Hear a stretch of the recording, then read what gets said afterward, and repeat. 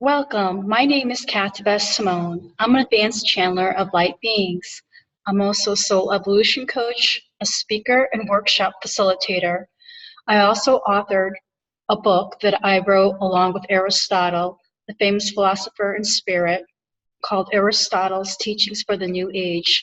This is a free ebook that's available for you by download on smashwords.com. Today I'm going to talk about an extraordinary out-of-body experience I had on July 17th, 2019. From time to time, I talk about my unusual out-of-body experiences as a teaching tool to help those who may be having similar out-of-bodies and not understanding them.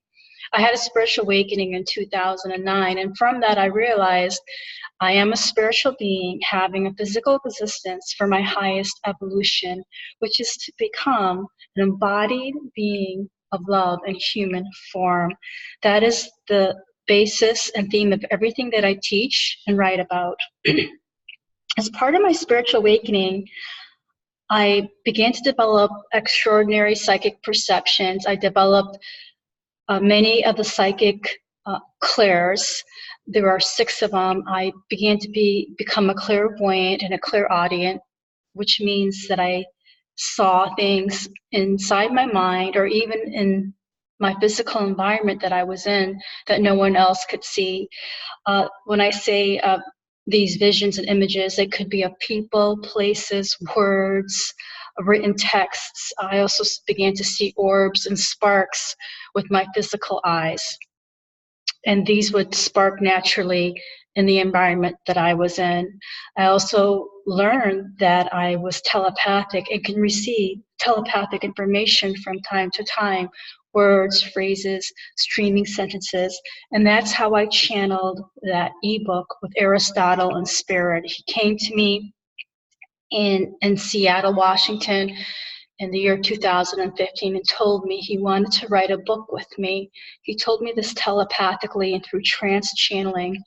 And so that's when I began to write every morning, and he would come to me and I could hear him telepathically, and I would type his words into my computer, and I compiled his messages into a short ebook. So I do advise you to read that when you have a chance, and it is free. It is my gift to the universe. The thesis of the book is to teach people how to navigate this new age of Aquarius we are in. Prior to my spiritual awakening, I worked in very traditional work areas. I worked in corporate. I had my own business. I have a Bachelor of Arts in Mathematics and a Master's in Accounting, and I am a CPA. So that just shows you my logical quantitative side. And when I had my spiritual awakening in 2009, it was quite a surprise to me. It was unexpected, and it really catapulted me into spheres of consciousness and knowledge that I had no idea of prior to.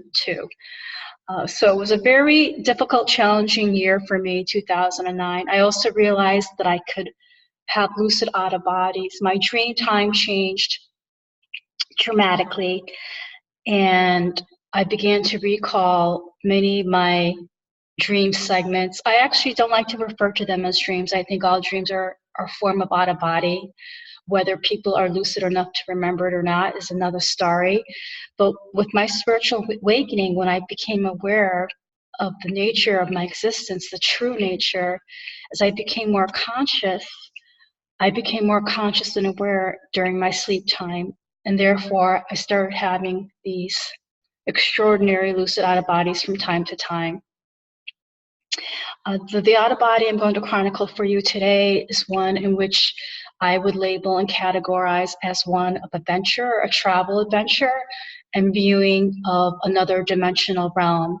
When I speak about out-of-bodies, I cannot speak about that without bringing up the concept of our multidimensionality. Right now, most of us exist on conscious levels when we are awake, and in our day-to-day life, we connect with that which is tangible, that we can see, hear, feel, smell, and touch. There are other dimensional realms of reality. These are vibrating at different frequencies which many of us do not have the capacity yet or the perceptual abilities to tune into. However, in your sleep time, in your dream time, a level of your consciousness does explore these other dimensional realms. It's just a matter of whether you remembered it or not upon waking up. And these other dimensional realms are existences and landscapes very similar to the world we live in today, but sometimes there could be some unusual differences, unusual types of buildings, animals, vegetation, etc. There could also be unusual technologies. And I have experienced this many times since my awakening over the past 10 years. And in this out of body that occurred on July 17, 2019, occurred naturally in my sleep state. I went to another dimensional realm as a tourist. Okay, and that's a common occurrence in my out of bodies. Just like on the human plane, we like to take vacations, we like to travel, we like to go to places, most of us, that we haven't been to and explore. We do the same thing, and some of us may do the same thing in our dream time when we're sleeping at night, or even in other altered states of consciousness, like in deep meditation. For me, the out of bodies occur naturally and spontaneously when I'm sleeping. And sometimes they do occur when I take meditations during the day, in the late afternoon, etc. In this out of body, I became lucid, which means I started remembering details. And I was outside and I was viewing, you could say, plots of land on my right-hand side. I realized a farmer had tilled his soil and was getting ready for the next, let's say, crop cycle. And so these plots of farming land were, you could say, in transition. And I noted, I was in some kind of vehicle, and I noted as I looked out the window that in the interim, these beautiful lavender plants and flowers were growing. The petals on one of these flowers were about the size, dimensionality of a 8.5 by 11 size paper. So these petals were very large. And in the out of bodies, I love to view different types of vegetation because they're often quite striking and dramatic and so beautiful with their colors. And so I was really impressed by these lavender flowers in this farmer's plots of land. And so I was in some kind of vehicle looking out the window. And then I realized as I looked to the interior of this vehicle, I was in a sort of shuttle bus. And I was there along with about 15 other people who were sitting in front of me, on the back of me. I did not know them. They were not familiar to me. This is a teaching point about out of bodies, but sometimes you can have an out of body and you will be with people who are unfamiliar to you. They may not necessarily be family members or loved ones or friends from your earthly life. And all these people were unfamiliar to me. There was a woman sitting in front of me who I did not know, and I noticed that there was this large mattress, like a single size mattress, and it was lying on its side in the interior of the bus. And I had the fear that this mattress was going to impede the driver's visibility or somehow affect him when he was driving, but it didn't. I don't know why this mattress was there.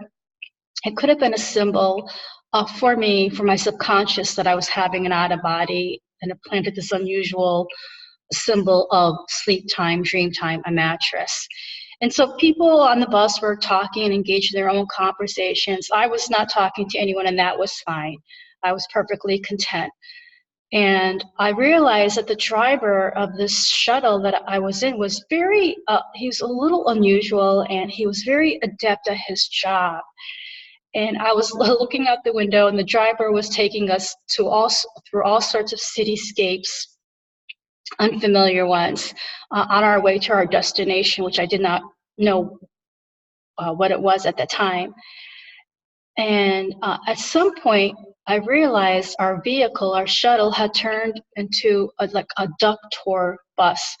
I don't know if you've seen these type of vehicles. They're usually in touristy areas, and they're usually part of a duck tour group, and they look like military vehicles, and they don't have the tops on. They're very unusually constructed vehicles. And I realized we were actually in a vehicle like that, and he had pressed a button, and the top of the vehicle had actually become like a convertible. And I was so surprised, and I actually stood up and I said, oh my gosh, this is like a convertible bus now. So again, another reiteration of the theme that I was on some sort of tour and exploration in another dimensional realm. We came to this area of a city, and it was very precarious for a vehicle of the size that we were in to get through. And I was focusing on the driver, and he was a middle-aged man with shorter, dark hair, on the shorter side. I describe these details so you know how lucid I am.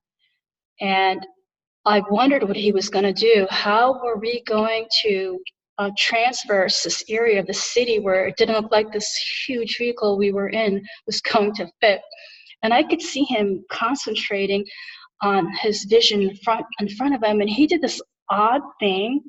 He somehow got the bus on this small, like 6-inch wide track, and we were moving along, and I was so shocked. I was like, how is this bus staying balanced on this track to get to our destination?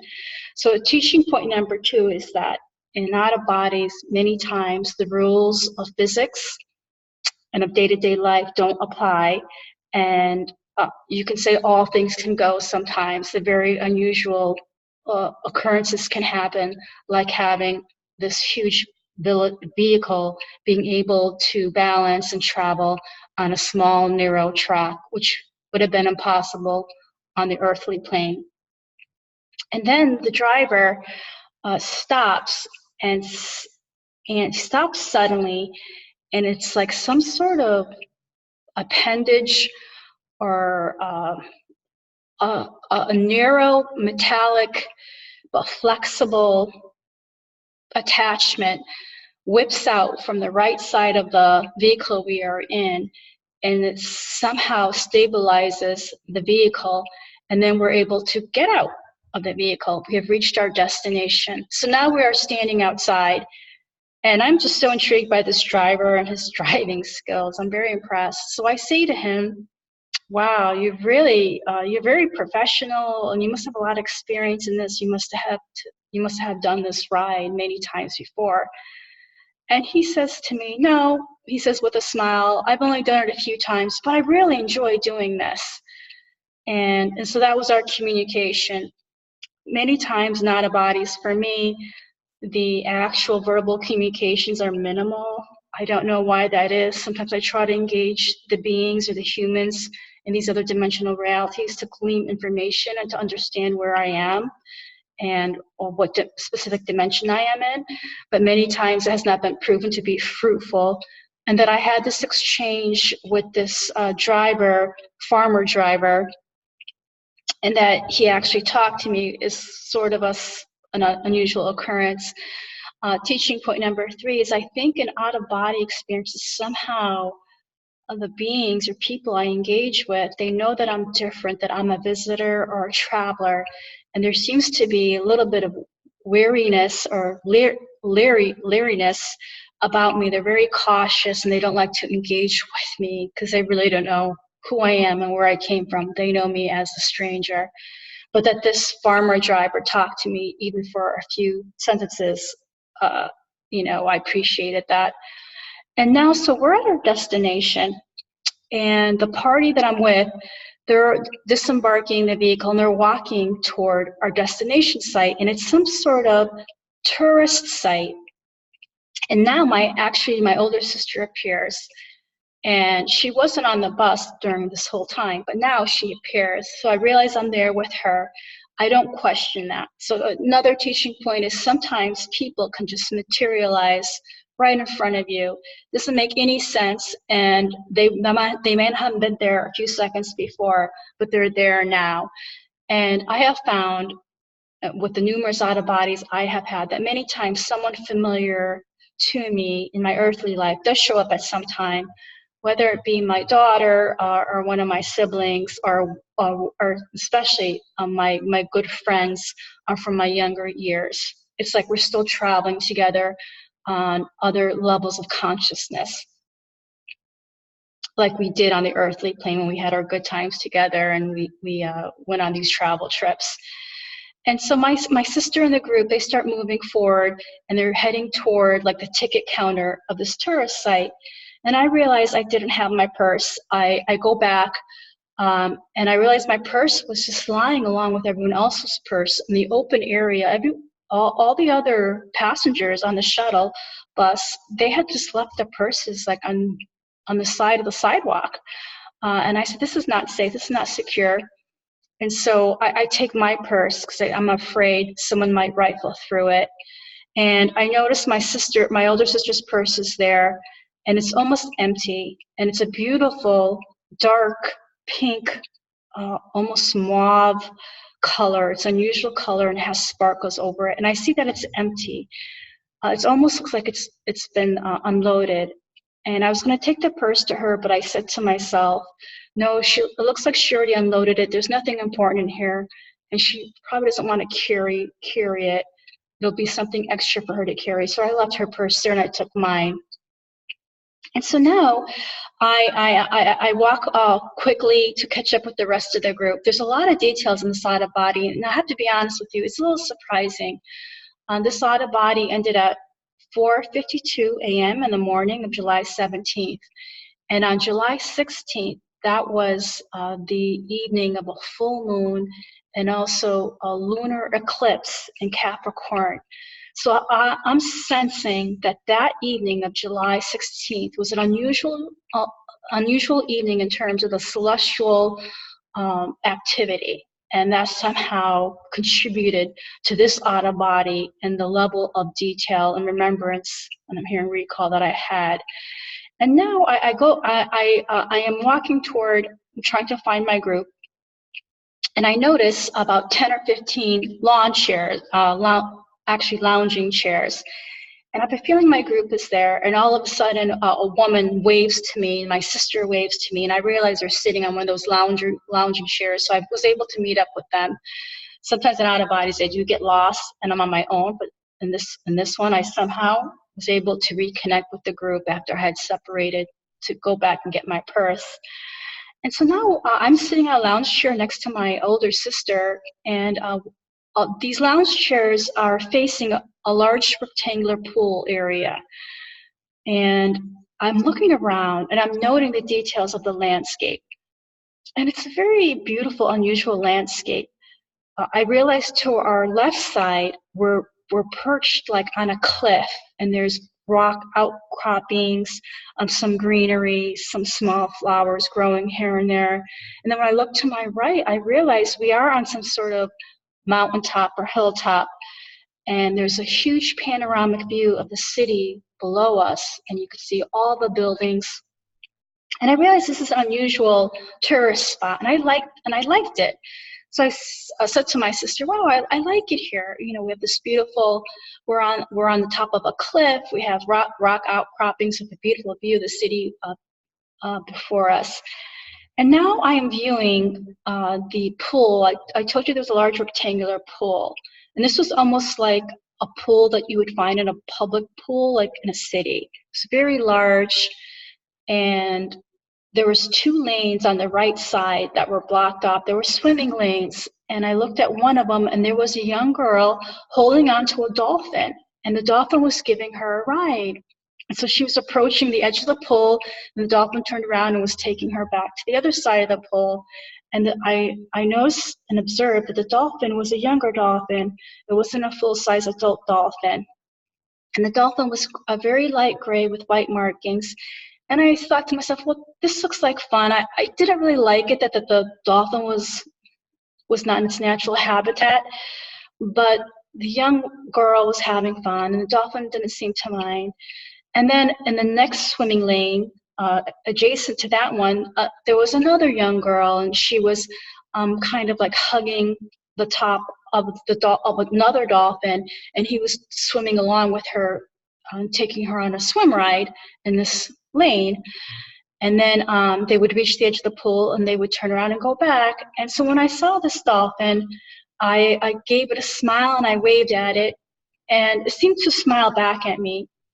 And this dolphin as well did not look like a full-grown dolphin. It was a little bigger than the other dolphin. I would say, excuse me for my ignorance, it was like a teenage dolphin. It wasn't exactly as young as the other one.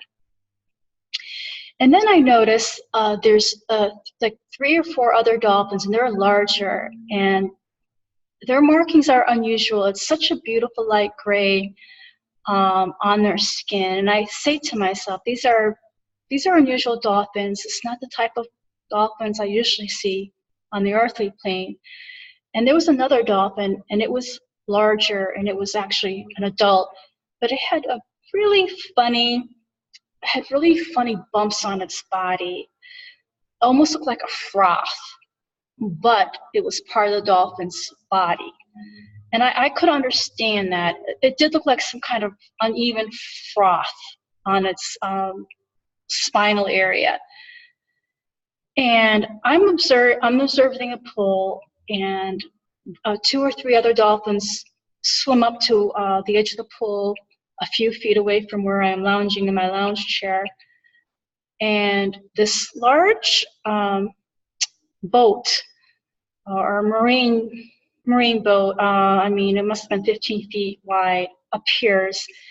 And it's doing these really quick, sudden turns in the water next to these dolphins. And I'm concerned because I feel the dolphins are in danger and they can get hurt by this large boat, and they could almost get run over. And I didn't like that. I was concerned, and I didn't think that was nice, and I thought it was dangerous. And now I look over to the left side of the pool, and again, this is a huge rectangular pool, and I notice there's some kind of water show that's going to be happening. And on the edge of the pool, there were 4 or 5, you can say portals, circular portals up in the air about 10 feet high above the pool. And then about 4 or 5 workers of the park appeared, and they were in the water, and they seemed to have like pirate type bandanas on their head, and they had small knives in their hands, and they were standing. There was one worker in front of each of these portals in the water, and I realized it was some kind of water dolphin show, like you would see at Disney or Universal Studios or something like that. And then through each one of these portals, a shark head appeared, an actual, I think it was a shark and it wasn't a dolphin, but these sharks looked mean. They looked like they were angry, and they even appeared to be wearing some sort of beret.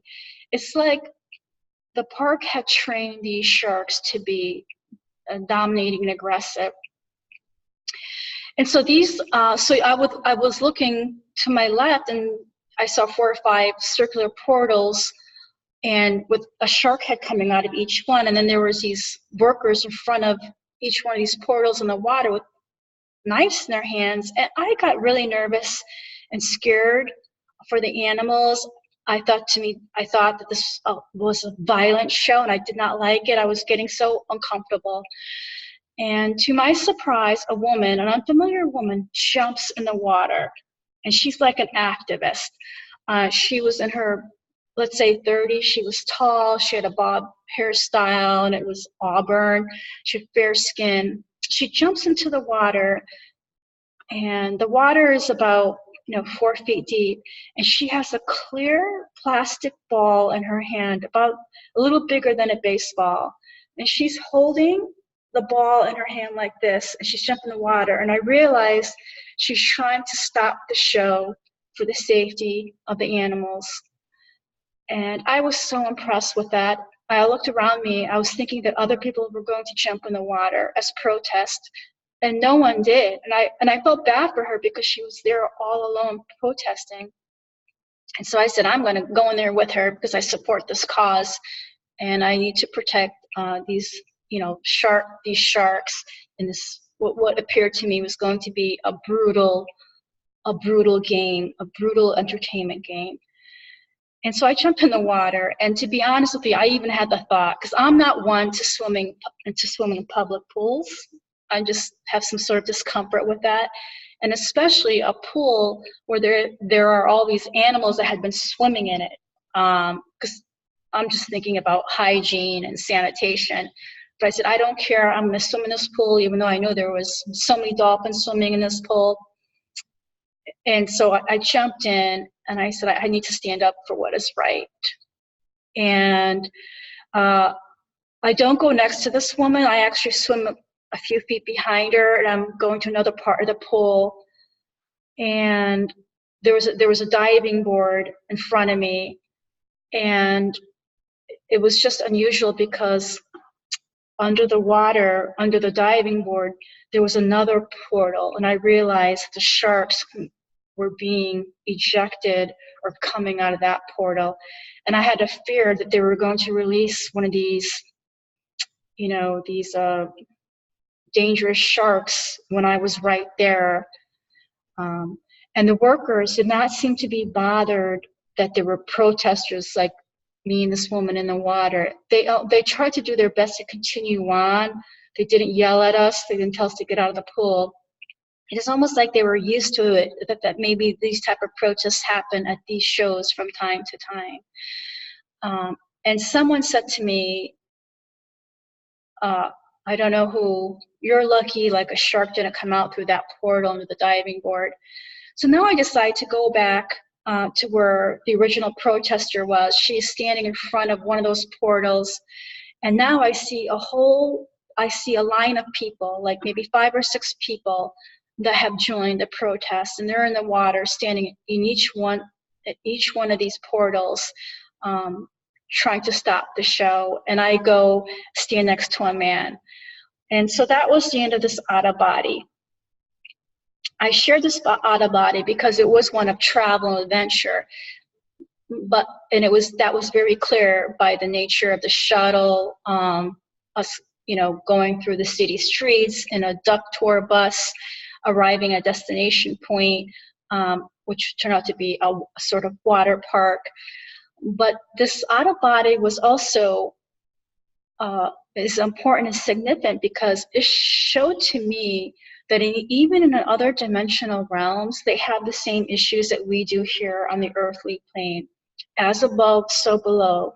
You might have heard this saying in metaphysics or spirituality, that everything has ramification, everything has a ripple effect. So our lives here on the planet Earth are actually influencing other dimensional frequencies, and especially those that are closer in vibration to the earthly plane.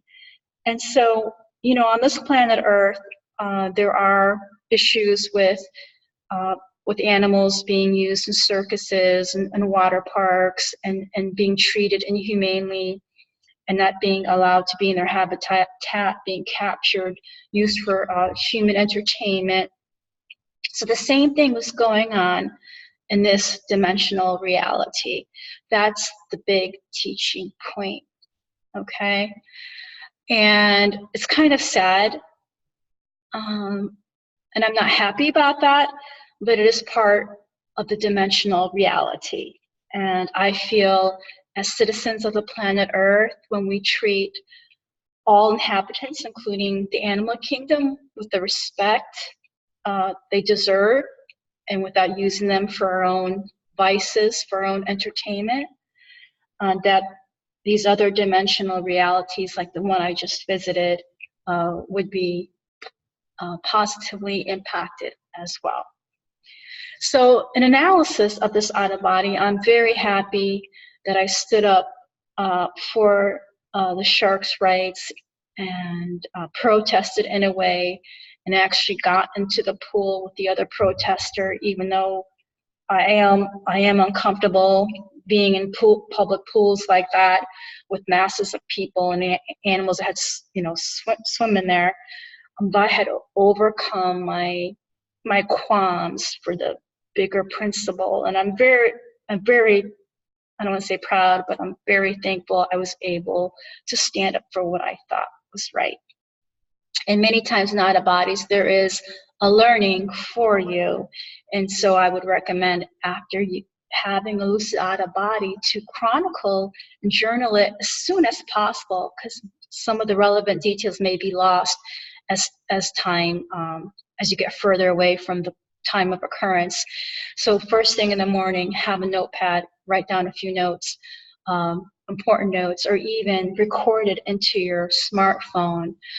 Because I have found that if I don't do it right away, even later on in the afternoon of that day, I will forget certain key points.